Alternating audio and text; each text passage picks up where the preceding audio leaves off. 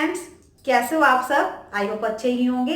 तो अब से आप मुझे अनअकैडमी लर्निंग ऐप पे भी फॉलो कर सकते हो। इसके लिए आपको स्क्रीन पे शो हो रहा है लर्निंग ऐप के लिए पूनम रानी नाम से सर्च करोगे तो भी आप मुझे वहां से फॉलो कर सकते हो।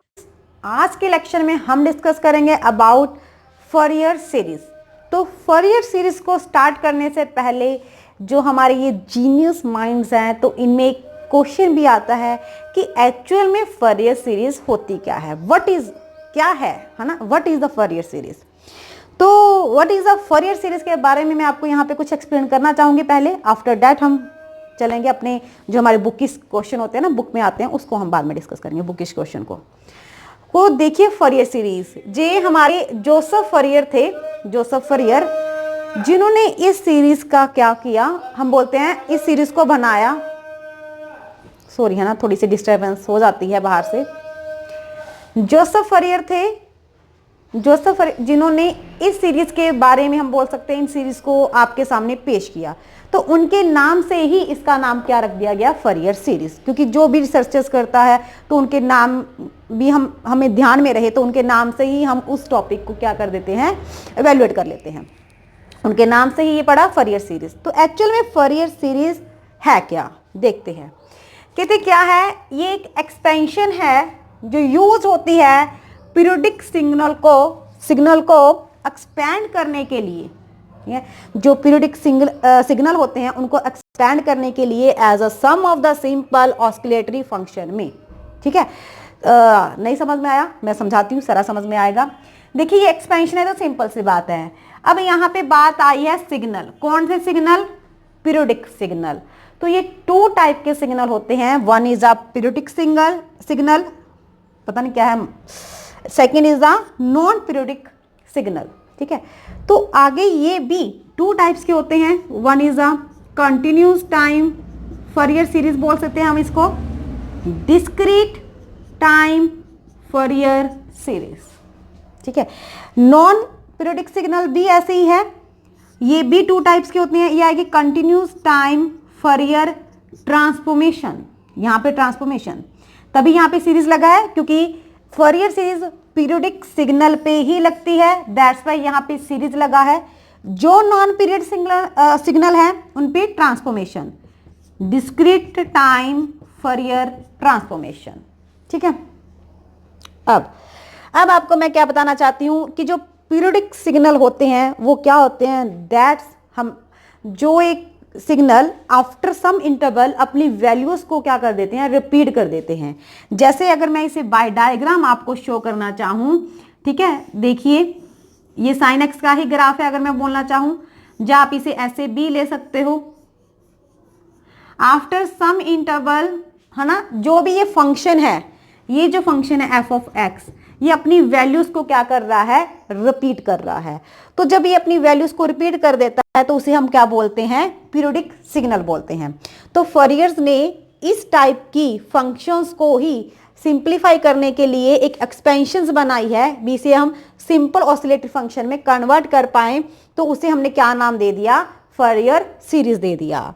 अब जो नॉन पीरियोडिक सिग्नल है इसे हम रियल लाइफ सिग्नल भी बोलते हैं। क्यों बोलते हैं, क्योंकि देखिए जैसे कोई भी सिग्नल है इस फॉर्म में जाता है, उसे हम क्या बोलेंगे, नॉन पीरियोडिक सिग्नल। अब देखिए ये जो सिग्नल है ये कुछ ना कुछ इंफॉर्मेशन लेके जा रहा है। जैसे हम कुछ साउंड में ही लगा लो, जब हम कुछ बोलते हैं तो साउंड ऐसे ही चलती है, साउंड ऐसे ही चलती है, कुछ बोल रहे हैं तो कुछ इंफॉर्मेशन ट्रांसफर कर रहे हैं, तो दैट मीन्स ये इंफॉर्मेशन ट्रांसफर है, तो इसको हम नॉन पीरियोडिक सिग्नल बोलते हैं, जो रियल लाइफ से रिलेटेड है। ठीक है, रियल लाइफ से रिलेटेड है। तो फॉरियर सीरीज के बारे में हल्का सा समझ में आया, मैं स्पीड में तो नहीं बोल गई, एक बार जस्ट दोबारा से बताती हूँ। क्या है कि जो पीरियोडिक सिग्नल होंगे उन, जैसे ये फंक्शन पीरियोडिक फंक्शन है, इन फंक्शन को हमने एक्सपेंड करना है, कैसे, sum of the set of simple oscillatory function में एक्सपेंड करना है। ओके, चलिए अब मैं और चीज़ बताना चाहूँगी कि सबसे माइंड में क्वेश्चन आता है कि इसके यूज़ क्या है, कहाँ कहाँ पे ये यूज़ होती है फॉरियर सीरीज, यही क्वेश्चन आता है ना हमारे माइंड में। फॉरियर सीरीज में समझ में आया, पीरियोडिक सिग्नल के लिए ही यूज़ होगा, नॉन के लिए नहीं यूज़ होगा ये। तभी फरियर सीरीज बनेगी, अदरवाइज फरियर ट्रांसफॉर्मेशन है। अब यूज में क्या है कि जो भी आपके पास कंटिन्यूस टाइम फरियर सीरीज है या कंटिन्यूस टाइम फरियर ट्रांसफॉर्मेशन है, कुछ भी है, आप इसको लैप्लस ट्रांसफॉर्मेशन में चेंज कर लेते हो, लैप्लस ट्रांसफॉर्मेशन में चेंज कर लेते हो। और ये जो डिस्क्रीट टाइप की सीरीज रहेगी, इससे आप चेंज कर लेते हो जेड ट्रांसफॉर्मेशन में चेंज कर लेते हो, ठीक है। After changing continuous to Laplace transformation and discrete to Z transformation, है ना। तो ये जब हम चेंज कर लेते हैं तो ये दोनों फिर किसके लिए यूज होती हैं, क्योंकि यहीं से हमारा पार्ट चला है, तो ये दोनों यूज होती हैं for the designing purpose. That's why हम बोले इंजीनियर लाइनिंग्स में भी फरियर सीरीज को इंक्लूड किया हुआ है। This is used for the designing purpose plus analysis purpose, ठीक है। एक तो हम जो भी चीज़ें हम बोलते हैं फंक्शंस वगैरह जो भी, उसको एनालिसिस करना प्लस डिजाइन करना, ये सिखाती है हमें फरियर सीरीज, ठीक है। आई होप आपको यहाँ तक अच्छे समझ में आया होगा कि फरियर सीरीज के लिए हमारा फंक्शन क्या होना चाहिए, पीरियोडिक फंक्शन होना चाहिए, जिसको हमने पीरियोडिक सिग्नल बोला है। आफ्टर सम इंटरवल ये वैल्यूज को क्या कर देता है, रिपीट कर देता है, ठीक है। तो थोड़ा सा कुछ और बताने वाली हूं अभी मैं इसमें।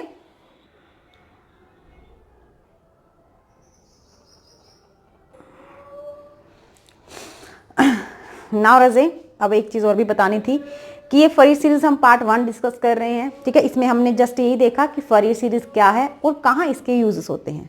नेक्स्ट पार्ट में 1 बाय 1 हम देखेंगे कि एक्चुअल में फरियर सीरीज का क्या फॉर्मूलाज है। देखिए, फरियर सीरीज को अप्लाई होने के लिए कुछ कंडीशन चाहिए, उन कंडीशन को हम डिरिचलेट कंडीशंस भी बोल देते हैं। तो डिरिचलेट कंडीशन के बारे में पता होना चाहिए, कौन कौन सी कंडीशंस हैं, जस्ट एक बार माइंड में होना चाहिए। ये चीजें आगे वाले टॉपिक्स होंगे वो मेन होंगे जो हमें क्वेश्चंस हमारे सॉल्व होंगे जिससे। तो फर्स्ट ऑफ ऑल तो कंडीशन आपको पता चलेगी कि जो एफ ऑफ एक्स फंक्शन है आपका, वो क्या होना चाहिए, पीरियोडिक होना चाहिए, ठीक है। सेकेंड कंडीशन क्या आती है कि जो एफ ऑफ एक्स फंक्शन है वो फंक्शन आपका क्या होना चाहिए, इंटेग्रेबल एट अ फाइनाइट, उसकी इंटीग्रेशन पॉसिबल होनी चाहिए, फाइनाइट वैल्यू आनी चाहिए, सिंगल वैल्यू फंक्शन होना चाहिए। दैट मीन्स इंटीग्रेशन करने के बाद उसकी ऐसे नहीं है 2 या 3 वैल्यूज आए, सिंगल वैल्यू फंक्शन होना चाहिए, ठीक है। फिर क्या है अभी एफ ऑफ एक्स क्या बाउंडेड होना चाहिए, प्लस एफ ऑफ एक्स क्या है, अगर एफ ऑफ एक्स आपका डिसकंटिन्यूस आ भी जाता है, एफ ऑफ एक्स डिसकंटिन्यूस आ जाता है, देन देखो प्लीज इन कंडीशन को देखिए कंफ्यूज मत होना कि यार ये तो बहुत कंफ्यूजिंग सा लग रहा है, नहीं, बहुत इजी है ये फरियर सीरीज टॉपिक, बहुत ज्यादा इजी। नेक्स्ट पार्ट में हम डिस्कस करेंगे, ठीक है। लेकिन ये कंडीशन को जस्ट एक बार पता होना चाहिए, तो एक बार जस्ट मैंने इसको एक्सप्लेन किया है। अगर वो डिसकंटिन्यूस होता है तो वो फाइनाइट नंबर होने चाहिए, डिसकंटिन्यूस के जो पॉइंट आते हैं ना, वो पॉइंट क्या होने चाहिए, फाइनाइट नंबर होने चाहिए। अगर इनफाइनाइट हो गए तो फरियर सीरीज एप्लीकेबल नहीं होगी। In the same way F of x क्या है, मैक्सिमम और मिनिमम अगर उसके एग्जिस्ट कर रहे हैं वो फाइनाइट एग्जिस्ट होंगे, फाइनाइट। अगर वो इनफाइनाइट हो जाएंगे तो हमारी फरियर सीरीज एप्लीकेबल नहीं होगी, ठीक है। तो ये कुछ कंडीशंस थी जिसके लिए भी फरियर सीरीज के एप्लीकेशन के लिए चाहिए। अगर कोई जो गिवन फंक्शन है इन कंडीशंस को सेटिस्फाई नहीं कर रहा तो वहां पे फरियर सीरीज ही एप्लीकेबल नहीं होगी, ठीक है। आई होप आपको यहां तक समझ में आया होगा। यहाँ पे तो हमने what is a Fourier series वो डिस्कस किया। अब नेक्स्ट पार्ट में चलते हैं, यहाँ पे हम देखेंगे कि फरियर सीरीज का एक्चुअल फॉर्मूला बहुत इजी वे से, बहुत इंटरेस्टिंग वे से करेंगे। सो नेक्स्ट पार्ट पर जरूर वॉच कीजिए। Thank you for watching this. Also if you like, subscribe my channel and like my video. Thank you, bye bye.